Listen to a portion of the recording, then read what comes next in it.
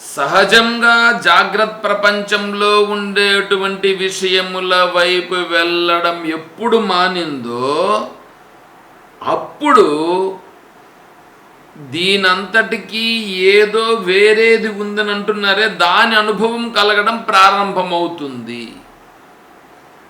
అప్పుడు ప్రారంభమవుతుంది అది.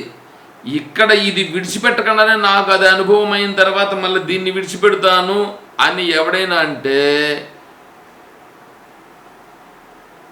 అది నమ్మదగిన మాట కాదు. అయితే ఇక్కడ ఒక విషయం ఉన్నది. ఏమిటంటే,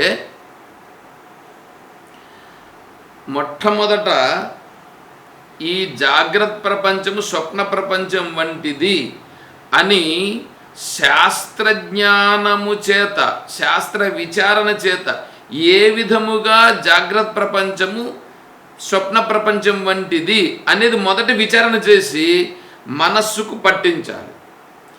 మనస్సు నమ్ముతుంది, మనస్సు నిజమే అని కూడా అంగీకరిస్తుంది. నిజమేని అంగీకరించినంత మాత్రాన అక్కడ నిలబడదు మనస్సు. మళ్ళీ మనస్సు విన్నప్పుడు మాత్రం అక్కడ స్థిరమవుతుంది. మళ్ళీ వెంటనే మనస్సు చెప్పిందేమో ఆయన చెప్పింది కరెక్టే, కానీ దీనిని విడిచిపెట్టేసి దానికి వెళ్ళమని చెప్పలేదు శాస్త్రం అని మళ్ళీ ఇదే మనస్సే మళ్ళీ చెప్తుంది.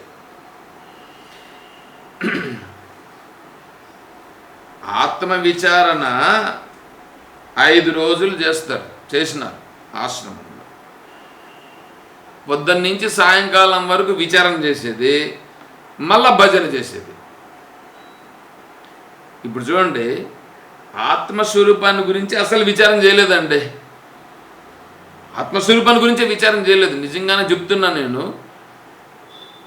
ఏం చేశారంటే ఎంతసేపైనా గురుపాదములు పట్టుకో, గురుపాదములు పట్టుకో, గురుపాదాలు పట్టుకుంటే నువ్వు ఉద్ధరింపబడతావు అనే మాట మీదనే 5 రోజులు జరిగిందండి సుఖబ్రహ్మాశ్రమంలో. అంతకు మించి ఇంక వేరే ఏమీ జరగలేదండి. దాన్నంతటినీ ఖండించి, గురుపాదములు పట్టుకుంటే నీకేమొచ్చేస్తుందయ్యా, గురువును ఆశ్రయించాలి, గురువు దగ్గర మీరు ఎందుకు ప్రశ్నించలేదు దీన్ని అని నేను ప్రశ్న వేసిన వాడిని నేను. అంటే సభను ఉద్దేశించి నేను అడిగిన మాట ఇది. పూజ చేస్తే వచ్చేస్తుందా, గురువుల పాదాలను పట్టుకుంటే వచ్చేస్తుందా, అభిషేకాలు చేస్తే వచ్చేస్తుందా, తీర్థయాత్రలు చేస్తే వచ్చేస్తుందా, ఆత్మానుభవం అనేటువంటి మార్గంలో నేను ప్రయాణం చేస్తానా, ఎట్లా అనేటువంటి దాన్ని నువ్వు ఎప్పుడైనా ప్రశ్నించినావా అని సభలో ఉండే వాళ్ళను ప్రశ్నించిన వాడిని నేను. ఎవ్వడు కానీ ఒక్కరిని కూడా ప్రశ్నించలేదు. మరి మీకు ఎట్లా తెలుస్తుంది ఆత్మస్వరూపం? మీరు ఎంతసేపైనా ఈడేమో ఆత్మస్వరూపం అని అంటారు, మళ్ళీ ఆడవి భజన చేస్తారు, మళ్ళీ ఆడబోయి కాళహస్తీశ్వర స్వామిని మొక్కేదానికి పోతారు. ఇంక మీకు ఇంక ఏడంగా ఆత్మస్వరూపం మీకు అర్థమవుతుంది అనే నేను చెప్పా, ప్రశ్నించినా కూడా. పోనీ మీరు ఏ రోజైనా గురువుల పాదాలు పట్టుకోవాలని అంటున్నారు కదా, నాకు కూడా పాదాల్లో నమస్కారం చేసేదానికి వస్తే నాకు ఎవరు నమస్కారం చేయొద్దని చెప్పాను. నాకు నమస్కారం చేయాల్సిన పనిలే, నువ్వు తత్వాన్ని అడుగు, తెలుసుకో. తత్వాన్ని అడిగి తెలుసుకుంటే అది గురువు దగ్గర తెలుసుకునే దానికి మార్గం. అంతేగాని వచ్చి పాదాలు పట్టుకుంటే అదేమన్నా గురు సేవ అవుతుందా? అదంతా కాదు అని చెప్పాను. ఇక్కడ నేను చెప్పడం కూడా ఏంటంటే ఇదే చెప్తున్నా ఇక్కడ. ఎందుకంటే వీనంతటా వీడే నిర్ణయం చేసుకుని విష్ణువు ఉన్నాడని, శివుడు ఉన్నాడని, ఆ విష్ణుని ఈరోజు పూజించాలా, శివుని ఈరోజు పూజించాలని, సోమవారం ఒక దేవుని ఆడ కూడా వచ్చి ఇదేనండి. సోమవారం ఒక దేవుణ్ణి అంట, మంగళవారం ఒక దేవుణ్ణి, శుక్రవారం ఒక దేవుణ్ణి, శనివారం ఒక దేవుణ్ణి, ఆదివారం ఒక దేవుణ్ణి అంట. నువ్వు ఇంకెందుకు చెప్తాను? ఇట్లాంటి వాళ్ళు ఆత్మస్వరూపాన్ని గురించి చెప్తారా? ఆత్మస్వరూపాన్ని గురించి ఏమన్నా అస్సలు కొంచెమైనా తెలుస్తుందా చెప్పండి? కాబట్టి ఆత్మస్వరూపము తెలియాలంటే మొట్టమొదట ఈ జాగ్రత్త ప్రపంచం అనేటువంటిది ఎట్లా సత్యము కాదు, ఎట్లా ఏ విధముగా స్వప్న ప్రపంచం వంటిది అనేది ముందు నిర్ణయం కావాలి. అది నిర్ణయం కాకుండా నీకు ఆత్మస్వరూపం అనేటువంటిది అర్థము కాదు. అర్థమే కానప్పుడు నువ్వు ఇంకా మార్గంలో ప్రయాణం చేయడం ఎలా ఉంటుంది? నువ్వు ప్రయాణం చేయలేవు, ప్రయాణం చేయడం జరగదు. అదే నేను చెప్తున్నా. అదే విషయాన్ని ఇక్కడ ఆచార్యుల వారు కూడా చెప్తున్నారు. ఇచ్ఛాశక్తి, క్రియాశక్తి, జ్ఞానశక్తి అనేటువంటిది నీ యొక్క మానసికమైనటువంటి సామర్థ్యములు మూడివి. ఇచ్ఛాశక్తి, క్రియాశక్తి, జ్ఞానశక్తి. జ్ఞానశక్తి అనేదేమో సత్వగుణం, క్రియాశక్తి అనేదేమో రజోగుణం, ఇచ్ఛాశక్తి అనేటువంటిది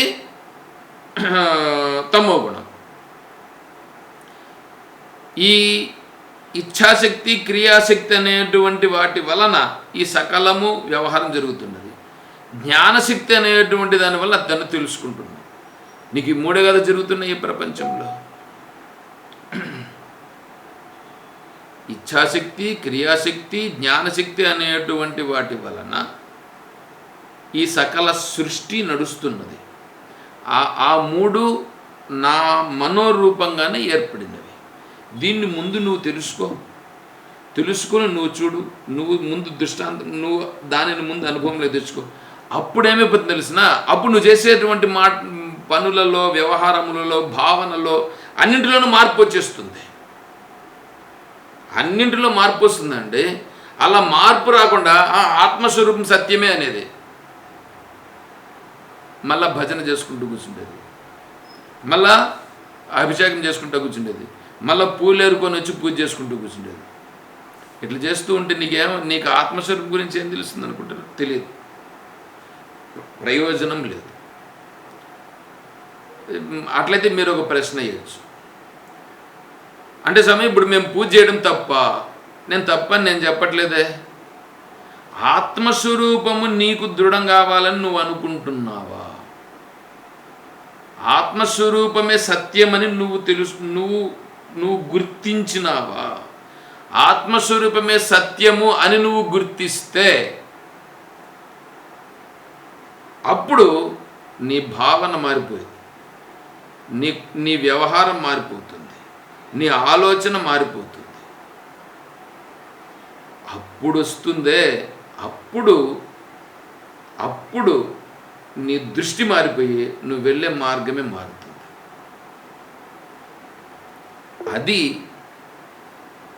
అది ఈశ్వరుని స్థాయికి తీసుకుని వెళుతుంది. చెప్పండి అమ్మగారు.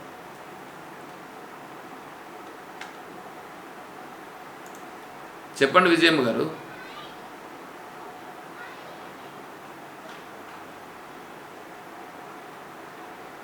విజయమ్మ గారు సరే, అప్పుడేమవుతుందంటే ఈశ్వరుడు అనేటువంటిది వీడికి అర్థమవుతుంది. చెప్పండి అమ్మగారు. వినిపించట్లేదు కాబట్టే కదా నేను మళ్ళీ కంటిన్యూ చేస్తున్నా. కొద్దిగా లైట్గా వినిపిస్తుంది సార్. అలా కాదు సార్, మీరు ఆత్మస్వరూపానికి ఒకేసారి రావాలంటే కుదరదు. కాబట్టి దేవుళ్ళని పూజ చేస్తూ దారిలోకి వచ్చిన తర్వాత ఆత్మతత్వం వైపు వెళ్తారు అన్నారు కదా. నేను ఎప్పుడు చెప్పాను అట్లానే? ముందు మీరు అన్నారు సార్. ముందెప్పుడు మీకు చెప్పిన దాన్ని కర్మయోగం అని అంటారు. రావడానికి మనము దేవుళ్ళు ఇప్పుడు మీరు అక్కడ మీరున్నటువంటి స్థితిలో నుంచి ఈ మార్గంలోకి వచ్చారుగా. ఇప్పుడు ఈ మార్గంలోకి వచ్చిన తర్వాత మళ్ళా మీకు ఇంకా నేను ఇంకా దాని పై స్థాయిని చూపించాలిగా. అవును, దాని పై స్థాయిని చూపించమంటారా లేకపోతే మిమ్మల్ని అక్కడే పెట్టమంటారా? ఇంకా పై స్థాయినే చెప్తున్నాం. ఇప్పుడు ఇక్కడ పై స్థాయికే చెప్తున్నా నేను.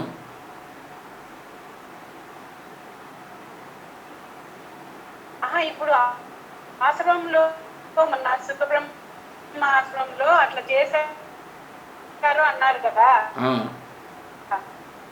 అవును అందుకని అవును, సుఖబ్రహ్మాశ్రమం కదా, అది ఆశ్రమం కదా. వాళ్ళ ఆత్మస్వరూపం వైపు అన్ని మాటలు వింటారు. మళ్ళీ ఇప్పుడు ఆశ్రమం అనేటువంటిది ఏం చేయాలంటే ఆత్మస్వరూపాన్ని చెప్పాలి. వాళ్ళు వార్షికోత్సవం పెట్టుకున్నప్పుడు మహాత్ములందరినీ పిలిపించినప్పుడు మహాత్ములుగా ఉండేవాళ్ళు దేని గురించి చెప్పాలి? ఆత్మస్వరూపాన్ని గురించి చెప్పాలనా, లేకపోతే వాళ్ళు ఇంకా మామూలుగా ఉండే స్థాయి గురించి చెప్పాలనా? మళ్ళా పైగా మాది అద్వైత సిద్ధాంతం అని చెప్పుకుంటున్నారుగా వీళ్ళు. మాది అద్వైత సిద్ధాంతం అని చెప్పుకునేటప్పుడు ఆత్మస్వరూపాన్ని గురించి చెప్పాలి, కానీ ఈ జగత్తు సత్యము, ఈ జగత్తులో నువ్వు దేవుణ్ణి పూజ చేసుకోవాలి, తర్వాత ఏదో న్యాయంగా ఉండాలి, ధర్మంగా ఉండాలి, గురువుల దగ్గరికి వెళ్ళి గురువు పాదాలు పట్టుకోవాలి, గురు పాదాలు పట్టుకొని గురు సేవ చేసుకుంటూ ఉంటే నీకు అవన్నీ కలిగిపోతాయి, ఇట్లాంటి మాటలన్నీ చెప్తే ఎట్లా జరుగుతుంది? దానిని నేను చెప్తున్నా ఇక్కడ. అటువంటివన్నీ తప్పు. ఎందుకంటే మామూలుగా తెలియని వాళ్ళ పరిస్థితులు వేరే, ఆశ్రమం అని పేరు పెట్టుకొని ఆశ్రమంలో ఆత్మతత్వాన్ని చెప్పేటువంటి పరిస్థితులు పెట్టుకొని ఆ ఆత్మస్వరూప తత్వాన్ని చెప్పేటువంటి స్థానములో ఉండేటువంటి వాళ్ళే ఇలా చెప్తే, మరి ఆత్మస్వరూపాన్ని గురించి తెలియనటువంటి వాళ్ళు ఇంకేం చెప్తారు? ఎలా ఉంటుంది? అది కదా ఇప్పుడు ఇక్కడ మనం ఆలోచన చేయాల్సింది. అర్థమవుతుందా? అది అక్కడ నేను చెప్తా ఉండదు. కాబట్టి ఇక్కడ ఎవడైతే ఈ మార్గంలో వీడి యొక్క నిశ్చయం అనేటువంటిది ఇలా జరుగుతుందో అప్పుడు ఈ సగుణ బ్రహ్మస్వరూపము నేనే అనేది వాడికి అర్థమవుతుంది. అప్పుడు అర్థమవుతుంది వాడికి. అంతవరకు వీడికి అర్థం కాదు. భగవద్గీతను అందుకే స్వామీజీ కూడా చెప్పారు చూడండి. నేను కూడా భగవద్గీతను గురించి చిన్నప్పుడు నేర్చుకోవాలనే కానీ పెద్దయిన తర్వాత శ్లోకాలలో ఏమి చెప్పినారు, ఆ శ్లోకంలో ఉండేటువంటి భావం ఏమిటి, ఆ భావన రూపంగా నేను ఆచరిస్తున్నానా లేదా అనే దానినే పట్టుకొని ముందుకెళ్ళాలి. కానీ ఇప్పుడు కూడా నేర్చుకుంటాము అనేటువంటి స్థాయిలోకి వెళితే మరి ఎలా అవుతుంది? అది కుదరదు. దాని గురించి వారుగా పెట్టు. చిన్నపిల్లలుగా ఉండేటువంటి వాళ్ళు నేర్చుకోవాలి అని చెప్పడం జరిగింది. స్వామీజీని నేను అడిగాను, ఏమిటంటే భగవద్గీత పోటీలు పెడుతున్నాము అనేటువంటి దానిపైన అడిగితే దానికి స్వామీజీ అన్నారు, అంటే క్లాసులో చెప్పారు, భగవద్గీతను గురించి పోటీలు పెడతారు, దానికి నన్ను పిలుస్తారు, నేను ఎట్లా పోయేది, ఏంటో నా కర్మ అనేటట్లుగా స్వామి అన్నారు. దానికి మళ్ళీ నేను స్వామీజీని వెళ్ళి అడిగాను, స్వామీజీ అట్లయితే భగవద్గీత పోటీలను పెట్టడం అనేటువంటిది నిలిపేయమంటారా అని అడిగాను. దానికి స్వామీజీ ఏమన్నారంటే, నేను చెప్పాను ఆ మాట, లేదు కదా, కాబట్టి మీరు కండక్ట్ చేయండి అన్నారు. చెప్తూ పిల్లలకు కండక్ట్ చేయండి, దాన్ని కండక్ట్ చేయాలి అని కూడా చెప్పారు. సరే ఇప్పుడు నాకు ఒక క్లారిటీ వచ్చింది అని చెప్పి, సరే స్వామీజీ నేను పిల్లలకు మాత్రమే ఈ పోటీలు నిర్వహిస్తామని చెప్పాను. పెద్దలకు ఒక అధ్యాయం మాత్రం పెట్టాను. నేను 5వ అధ్యాయం కర్మ సన్యాస యోగము పైన మాత్రము ఒక అధ్యాయంలో పాల్గొనవచ్చును అనేటువంటి దాన్ని నేను గ్రూప్లో కూడా షేర్ చేసి ఉన్నాను. దానిపైన ఇంకా నిర్ణయానికి వచ్చి అది నిర్ణయం అయింది. అది అంటే ఇంతకుముందు ఏంటంటే ద్వితీయ షట్కం పైన పెద్దలు అనేటువంటిది 15 సంవత్సరాల పైన అనేటువంటిది ఉన్నింది నిర్ణయము. కానీ ఇప్పుడు ఆ నిర్ణయం లేదు. ద్వితీయ షట్కము కూడా 15 లేకపోతే 20 సంవత్సరాల వరకు పెట్టడమా అనేటువంటిది నేను ఇప్పుడు ఆలోచిస్తున్నాను. 20 లేదా 21 సంవత్సరాల వరకు లోపల ఉన్నటువంటి వాళ్ళే దీంట్లో కూడా పాల్గొనవచ్చును అనేటువంటి దాన్ని నిర్ణయం చేయాలని అనుకుంటున్నాను. దాన్ని మళ్ళీ నేను చెప్తాను. దానిపైన ఉన్నటువంటి వాళ్ళు భగవద్గీత వాళ్ళ అనుభవమును ప్రకటించుట, జీవనయాత్ర అనేటువంటి దానిపైన ప్రతి ఒక్కరూ పాల్గొనవచ్చును. వాళ్ళు 10 నిమిషములు వాళ్ళు వారి యొక్క భావములను వ్యక్తీకరించవచ్చును అనేది మాత్రం ఆ పోటీ ఉంటుంది. అది అందరికీ ఉంటుంది. సరే, ఇప్పుడు ఎందుకు చెప్తున్నానంటే ముందు ఈ నిర్ణయానికి రావాలిగా. ఈ నిర్ణయానికి వచ్చి ఆత్మస్వరూపము సత్యము, ఆత్మస్వరూప మార్గంలోకి నేను వెళ్ళాలి, ఈ జగత్తు సత్యము కాదు అనేటువంటిది ముందు వీడికి నిర్ణయానికి రావాలిగా. వీడి నిర్ణయానికి రావాలంటే కేవలం చెప్పిన మాటలను విని నిర్ణయానికి రాకూడదు. ఎప్పుడు కూడా చెప్పిన మాటలను విని నిర్ణయానికి వస్తే అది దృఢము కాదు, అది ఎలా సత్యము కాదు అనేది విచారణ చేయాలి. విచారణతో నువ్వు నిర్ణయానికి రా. ఎవరితోనే సరే గురువులతో సరే విచారణ చేసి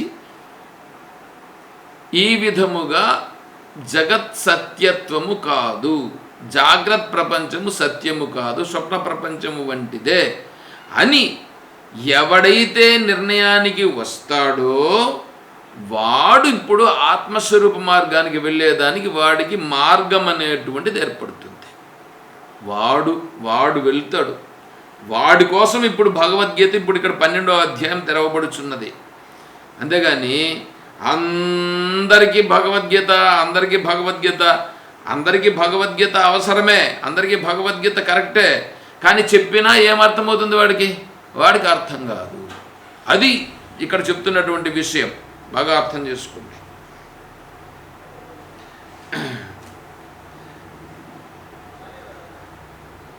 ఆ ఈశ్వరుడువు నీవే, అట్టి నీ యొక్క ఉపాసన కూడా అక్కడక్కడ చెప్పబడినది. అంటే ఇదే విషయాన్ని భగవద్గీతలో 7వ అధ్యాయం దగ్గర నుంచి అక్కడక్కడ చెప్పారు ఈ విషయాలను.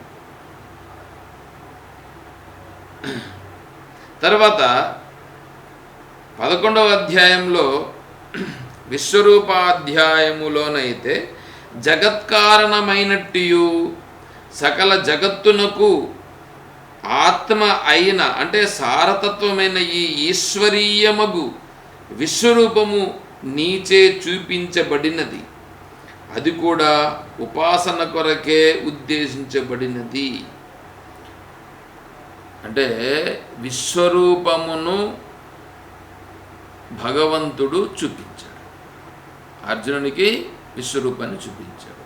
ఆ విశ్వరూపములో ఈ జగత్తంతా ఉన్నది కదా, అంటే ఈ జగత్తంతా ఈశ్వరుడే అయినాడు కదా. అంటే ఈశ్వరుడు కాకుండా అంటే మత్త పరతరం నాణ్యత్ కించిదశ ధనంజయ అని 7వ అధ్యాయంలో చెప్పినటువంటి విషయాన్నే 11వ అధ్యాయంలో 10వ అధ్యాయంలో చివరికి వచ్చేటప్పటికి అథవా బహునైతేన కిం జ్ఞాతేన తవార్జున విష్టభ్యాహమిదం కృష్ణం ఏకాంశన సిద్ధ జగత్ అని 10వ అధ్యాయంలో చివరిలో అన్నాడు. మళ్ళీ 11వ అధ్యాయంలో విశ్వరూపములో ఈ సర్వము తనలోనే ఉన్నట్లుగానే చూపించాడు. ఆ సర్వములోనే అర్జునుడు శ్రీకృష్ణుడు కూడా ఒక మూల ఉన్నట్లుగా చూపించాడు. ఈ విషయాన్ని ఇంతకు ముందే కూడా మనం చెప్పుకొని ఉన్నాం. చూపించాడు అంటే ఈ జగత్ అనేటువంటిదంతా కూడా ఈశ్వరుని యందు ఉన్నది, సగుణ బ్రహ్మ యందు ఉన్నది. సగుణ బ్రహ్మ అంటే ఇంక ఇక్కడి నుంచి సగుణ బ్రహ్మ నిర్గుణ బ్రహ్మ రెండే ఉంటాయి. ఇంతకు ముందు కూడా ఉండేది సగుణ బ్రహ్మ నిర్గుణ బ్రహ్మే. ఈ దేవతా పూజలు ఇవన్నీ లేవు, చెప్పలేదు భగవద్గీతలు, అవి చెప్పలేదు భగవద్గీతలు, అది చెప్పలేదు. ఇప్పుడు వస్తా దీంట్లో కూడా మత్కర్మ పరమో భవ, ఇప్పుడు ఇవన్నీ కూడా వస్తుంది. ఏతు సర్వాణి కర్మాణి మయి సన్యాస మత్పరాహ, ఇట్లా దీన్ని విచారణ వస్తుంది. అక్కడ కూడా నేను విశదీకరించాల్సి ఉంది, అక్కడ నేను విశదీకరిస్తా.